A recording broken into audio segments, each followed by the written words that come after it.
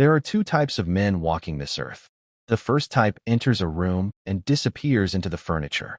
He speaks, and his words evaporate before they land. He laughs nervously when challenged. He apologizes for taking up space. His entire existence is an exercise in making himself smaller, quieter, less threatening. He has been trained to be acceptable. Then there is the second type. You know him when you see him. He doesn't announce himself, yet everyone turns. He doesn't raise his voice, yet every word carries weight. There's something beneath the surface, something coiled, something that makes people instinctively recalibrate their behavior around him. Not because he demands it, because they sense it. Niccolò Machiavelli spent his life studying power. Not the kind you inherit, but the kind you forge. According to Machiavelli, the world is not shaped by the righteous or the kind. It is shaped by those who understand the rules of the game and play without apology. He wrote for men who refuse to be victims of their own virtue. If you're watching this, something inside you is shifting. You're exhausted by the performance, the smiling when you don't mean it, the agreeing when you don't believe it, the bending when you should be standing. You're beginning to shed a skin you've worn your entire life, and the man emerging underneath is someone you barely recognize. Colder, sharper, more deliberate. This isn't about becoming cruel. Machiavelli discovered that cruelty without purpose is weakness disguised as strength. This is about becoming unbreakable. It's about cultivating a psychology so fortified that manipulation slides off you like rain off stone. Today, we're walking through 7 signs that you're undergoing this transformation. 7 markers that reveal you're becoming the kind of man Machiavelli described in his private letters, the kind historians were too afraid to write about. Each sign builds on the last. Each one takes you further from who you were and closer to who you're meant to be. But there's something I need to tell you before we begin. There is an 8th sign, a hidden one, that I'm keeping until the very end. Machiavelli called it the final gate. It's the cost of this power, the price most men refuse to pay. It's why they turn back. They reach this point, see what's required, and choose to remain harmless. You need to decide if you're willing to pay it. Most aren't. Let's find out if you are. Sign 1, death of the nice guy. The first sign is brutal. It's the collapse of your need for approval. For your entire life, you've been operating under a contract you never signed. Be polite. Don't make waves. Smile even when disrespected. Swallow your anger to keep the peace. You were taught that likability equals survival, that if people approve of you, you'll be safe. Machiavelli said something that destroys this illusion. Men are ungrateful, fickle, false, cowardly, and covetous. He wasn't being pessimistic. He was being accurate. The people you bend yourself into shapes for will abandon you the moment it benefits them. Your kindness is not an investment in loyalty. It's a donation to people who see it as weakness. You're beginning to feel this in your bones. That heavy realization that the people you've sacrificed for are the same ones who take you for granted. The friend who only calls when he needs something. The family member who guilts you into compliance. The partner who mistakes your patience for fear. And something inside you is hardening. Your yes is becoming conditional. Your no is becoming final. When someone asks for your time now, you don't scramble to accommodate them. You assess whether they've earned access to you. Most haven't. This terrifies people. They'll say you've changed, and they're right. You have. According to Machiavelli, the shift from seeking love to commanding respect is the first requirement of power. Love is a transaction that others control. They give it when you perform and withdraw it when you don't. Respect is different. Respect is what happens when people recognize they cannot move you. You're noticing that silence has replaced your explanations. You used to justify every boundary. Now you simply enforce it. You don't defend your decisions because you've realized something fundamental. You are not on trial. Your life is not a democracy where everyone gets a vote. People will call you selfish. Let them. Selfishness is the word the parasitic use to describe self-preservation. You're cutting off access, removing dead weight, closing doors you once left open out of obligation. This isn't cruelty. It's clarity. If you're feeling less guilty about disappointing others, pay attention. That guilt was never yours to begin with.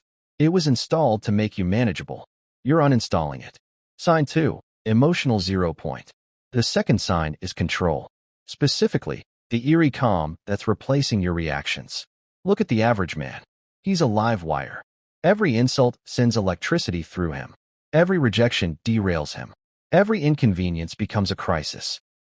He is a puppet, and the world holds every string. Anyone who knows which buttons to press can hijack his entire day. You're experiencing something different. A gap is forming between stimulus and response. Someone disrespects you, and instead of the immediate surge of anger, there's a pause. A coolness. You observe the disrespect the way a scientist observes data. Interesting. What does this reveal about them? Machiavelli discovered that fortune favors the prepared, not the reactive.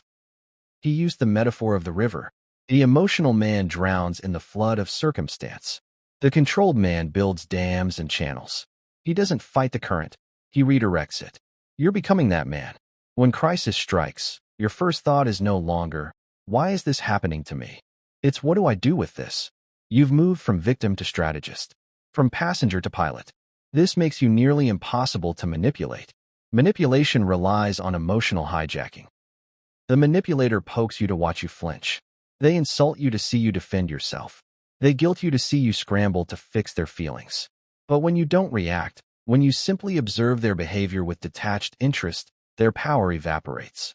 According to Machiavelli, the prince must appear merciful, faithful, and humane, but be ready to act contrary to these virtues when necessary. This requires emotional flexibility, the ability to feel without being ruled by feeling. You're developing this. Your emotions have become instruments, not masters. You speak slower now. You don't rush to fill awkward silences. You're comfortable in the tension that makes others squirm. When someone tries to provoke you, you meet their intensity with nothing. A blank canvas. They're screaming at a wall, and the wall doesn't scream back.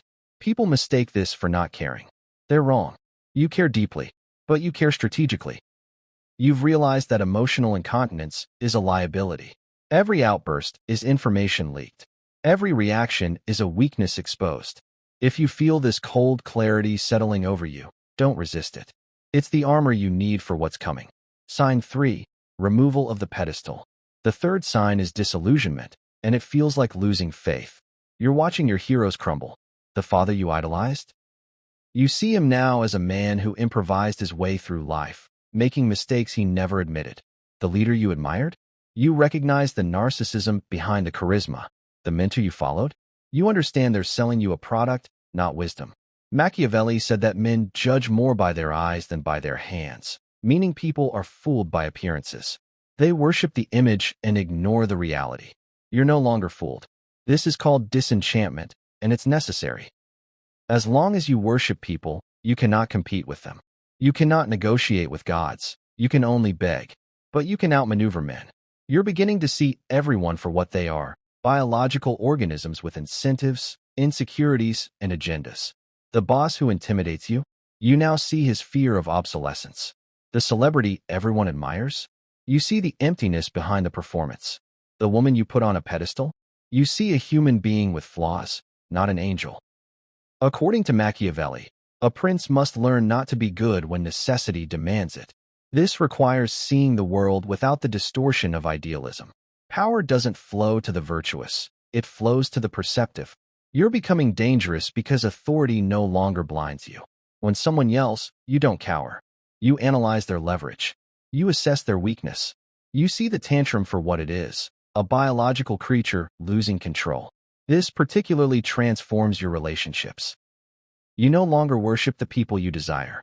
You respect them, yes, but respect is horizontal, not vertical. And paradoxically, this makes you magnetic. You're the first person they've met who isn't performing for their approval. You're walking through the world with new eyes. You see the strings. You see the masks. You see the incentives that drive every interaction. You're no longer a believer. You're a player. And once you see the game, you can't unsee it. Which brings us to the fourth sign. Sign 4, weaponized silence. The fourth sign is the one everyone around you notices first. You've gone quiet. In a world addicted to broadcasting, you've stopped transmitting. While everyone else vomits their thoughts onto social media, announces their plans, overshares their struggles, you've pulled back. You've become a black box. Machiavelli discovered that information asymmetry is leverage. The more you reveal, the more vulnerable you become. Everyone sees what you appear to be. Few experience what you really are, he wrote. You're becoming the rare man who understands this. You don't announce your goals anymore. You execute them. You don't share your struggles. You resolve them. You don't broadcast your victories. You simply move to the next target. This silence is strategic, and it unsettles people. When you're quiet, people's minds fill the void. They project their fears onto you. They wonder what you're planning. They overestimate your capabilities. They start editing their behavior around you, not because you told them to, but because uncertainty breeds caution. According to Machiavelli, it is better to be feared than loved if you cannot be both, and the foundation of fear is mystery. The known is manageable. The unknown is threatening. You're also learning what not to say. You don't trauma dump. You don't use your past as currency for sympathy. You keep your wounds private because you understand something crucial. The world is not a therapy session. People don't respect the bleeding, they target them. You're hoarding your words like gold now. You've realized that speech is expenditure. Every sentence you speak is energy leaving your body, entering the world, subject to misinterpretation and manipulation. So you speak less. And when you do speak, it carries weight because it's rare. This silence is also an incubator. While others are talking about what they'll do, you're doing it. While they're arguing in comment sections, you're building. While they're performing for an audience, you're transforming in private. And then you emerge, fully formed, with the new skill, the new physique, the new business, the new life. And they're stunned because they never saw it coming. Because you never told them it was coming. Sign 5, capacity for violence. The fifth sign is the one most men fear to acknowledge. You're recognizing the predator inside you. For years, you suppressed it. You pretended you were only capable of gentleness. You thought civilization meant neutering yourself, filing down your teeth, apologizing for your biology. But something is shifting. You're feeling it now, the capacity for destruction, and instead of running from it, you're integrating it. Machiavelli said a prince should study the ways of both the beast and the man. The man who is only civilized is easily destroyed by those willing to be savage. You must be capable of savagery, even if you choose not to deploy it. This often manifests physically first. You start training, lifting iron until your body becomes dangerous.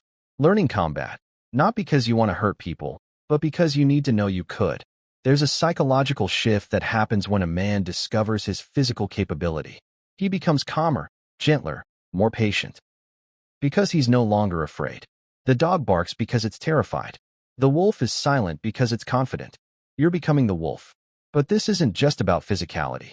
According to Machiavelli, armed prophets succeed while unarmed prophets fail. Translate this to modern life. Competence is your weapon. You're rejecting the modern ideal of the weak, pliable, apologetic male. You're embracing your drive to compete, to dominate obstacles, to protect what's yours, to build empires. You're looking at the parts of yourself society told you to suppress, your aggression, your ambition, your selfishness, your pride. And instead of apologizing for them, you're weaponizing them. Your anger becomes fuel for your work. Your pride becomes the standard for your quality. Your selfishness becomes the boundary that protects your resources. Machiavelli discovered that cruelty, when used well, is more merciful than kindness used poorly. A quick, decisive action that solves a problem permanently is more humane than prolonged niceness that allows problems to fester. You're learning this. You're becoming willing to make the hard decision, the unpopular call, the surgical cut that others are too weak to make. You're not eliminating your darkness. You're training it. You're yoking it to your purpose. And a man who has integrated his shadow is the most complete man alive. Sign 6, ruthless prioritization. The sixth sign is efficiency. You're becoming obsessed with return on investment, not just financially, but spiritually. Most men are leaking vessels. They hemorrhage time scrolling feeds. They hemorrhage energy on arguments that don't matter. They hemorrhage focus on entertainment designed to keep them docile. They pour themselves into activities that make them weaker, duller, poorer. You're becoming airtight. Before you engage in anything now, you ask a simple question. Does this make me stronger or weaker? If the answer is weaker, you cut it with surgical precision. Machiavelli said that a prince must concentrate his forces on what matters and ignore everything else. Scattered energy is wasted energy. You're applying this to your life. You're developing what could be called princely economy. You've stopped watching news designed to make you anxious about things you can't control. You've stopped debating strangers online who won't change their minds. You've stopped hanging out with people whose only goal is killing time. You've realized that killing time is killing yourself in slow motion. This makes you boring to average people. They ask if you saw the latest show. You haven't. They ask about celebrity drama. You don't care. They think you're missing out. You know they're missing their own lives because they're too busy consuming the lives of others. According to Machiavelli, the wise ruler does only what is necessary and ignores the rest. Necessity is your filter now. You understand opportunity cost. Every hour spent on mediocrity is an hour stolen from mastery. You're compounding skills at a rate that seems impossible to others. While they're distracted, you're drilling. While they're entertained, you're educating. You're becoming a sniper. One shot, one kill, no wasted movement. This terrifies people because they watch the gap widening between you and them. They know they could be doing the same thing, but they lack the discipline. Your existence becomes an accusation against their mediocrity, which is why they'll try to pull you back. They'll call you obsessed. Let them. Obsession is what the lazy call dedication. Sign 7. Acceptance of solitude. The seventh sign is perhaps the most profound. You're becoming comfortable alone. More than comfortable. You're craving it. The dangerous man is sovereign, and sovereignty is a lonely throne. The higher you climb, the fewer people can breathe at that altitude. Most men panic when left alone for 10 minutes. They grab their phone, turn on the television, anything to drown out the voice in their head. You're different. You're making peace with silence. You're discovering that your best ideas come in solitude. Your clarity emerges in solitude. Your strength recharges in solitude. Machiavelli wrote his masterpiece in exile, stripped of position and power, alone on a farm outside Florence. In that isolation, he saw the world more clearly than anyone else in history. He discovered that solitude is not punishment. It's liberation. You're realizing that you don't need external validation for your reality. You can trust your own eyes. You can trust your own judgment. This makes you immune to the most powerful weapon society has, social pressure. According to Machiavelli, the mob is controlled through fear of exclusion. Conform or be cast out. Agree or be exiled. But what happens when a man doesn't fear exile? What happens when he's already built a fortress inside himself where he is complete? He becomes ungovernable. You're building that fortress now. People come into your life and you welcome them. But if they leave, you don't collapse. You don't beg them to stay. You simply close the gate and continue your work. You're becoming your own center of gravity. You orbit nothing. Others orbit you, or they don't. Their choice doesn't change your trajectory. Machiavelli said that a prince must be like both the lion and the fox, but he must also stand alone when necessary. The sheep needs the herd for safety. The lion does not. When you stop fearing solitude, you become free. You can speak truth because you're not afraid of losing friends. You can take risks because you're not afraid of looking foolish. You can make the unpopular decision because popularity is no longer your currency. You burn with your own fuel now. Others can feel your warmth if they stand close enough, but you don't depend on them to shine. If you recognize these 7 signs in yourself, pause for a moment. What you're experiencing is rare. You're shedding the conditioning of an entire lifetime. You're becoming the man Machiavelli described, a man of virtue, a man who shapes fate rather than submits to it. But I promised you there was an 8th sign, a hidden one, the price. Here it is. Once you see the world this way, you can never unsee it. Once you understand power, manipulation, strategy, human nature stripped of its pleasant masks, you cannot return to ignorance. You will always be analyzing, always watching, always 3 moves ahead. Machiavelli discovered this truth, and it haunted him. Wisdom is a burden. The man who sees clearly must live in a world of the blind, and he can never quite forget that he's surrounded by people who don't see what he sees. You will attend social gatherings and watch everyone play games they don't know they're playing. You will see the power dynamics in every conversation. You will recognize the manipulation in every guilt trip. You will understand the biological drives behind every action. You cannot go back to sleep. This is the price. But here's what Machiavelli also understood.